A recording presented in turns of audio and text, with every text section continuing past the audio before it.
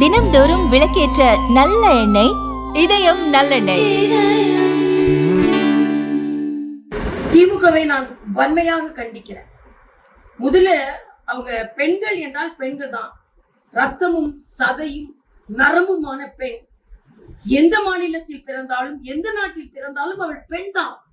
ஆனா நீங்க பெண்ணை, நாங்க தமிழ்நாட்டுல உள்ள பெண்ணை கேட்டா நீங்க எங்க வேலை செய்யறன்னு கேட்க வேண்டியிருக்கும்.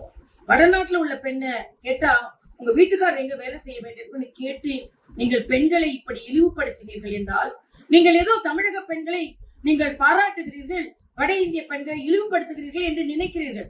பெண்கள் எல்லாம் அப்படி அல்ல, பரந்த மனப்பான்மையோடு உள்ள பெண்கள், எந்த மாநிலத்தை சார்ந்தவர்களாலும் சகோதரிகளாக பாவிக்கக்கூடியவர்கள். அதனால் நீங்கள் இப்படி பேசுவது தவறு. நான் தமிழ் பெண் என்ற வகையில் மிகவும் நான் பெருமைப்படுகிறேன். அதே நேரத்தில் இந்த பாரத தேசத்து பெண் என்பதிலும் நான் பெருமைப்படுகிறேன். இத்தகைய வேற்றுமையை தயவு செய்து விதைக்காதீர்கள் என்று திமுகவை நான் கேட்டுக்கொள்கிறேன். அதே போல திமுகவை சார்ந்த இளங்கோவன் என்ன சொல்கிறார்?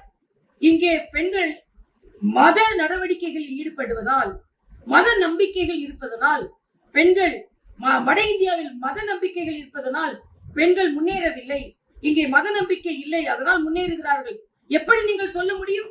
என்னை போன்றவர்கள் அங்கெல்லாம் முழுமையான மத நம்பிக்கை உள்ளவர்கள், நாங்கள் எல்லாம் முன்னேறி வரவில்லையா?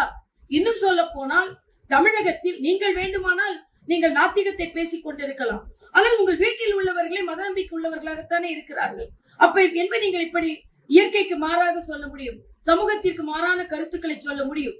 காளி யார்? சக்தி யார்? சக்தியை கொடுக்கிறாள். அந்த மதம் மட்டுமல்ல, அது ஒரு ஆன்மீகம், ஒரு விஞ்ஞானம். சக்தியை கொடுக்கிறாள், சக்தியை கொடுக்கிறாள், காளி சக்தியை கொடுக்கிறாள். சரஸ்வதிக்கு படிப்பு என்று சொல்லிக் கொடுத்து கொண்டிருக்கிறோம், லட்சுமி செல்வத்திற்கு என்று சொல்லிக் கொடுத்து கொண்டிருக்கிறோம். அஷ்டலட்சுமிகள் ஒவ்வொரு குணத்தையும் பெண்களுக்கு கொடுக்கிறார்கள் என்று சொல்லிக் கொடுத்து கொண்டிருக்கிறோம். இப்படி தெய்வாம்சமாக இருக்கின்ற பெண்களை தெய்வாம்சமானதான் தமிழகத்திலும் இருந்து கொண்டு முன்னேறி கொண்டிருக்கிறோம்.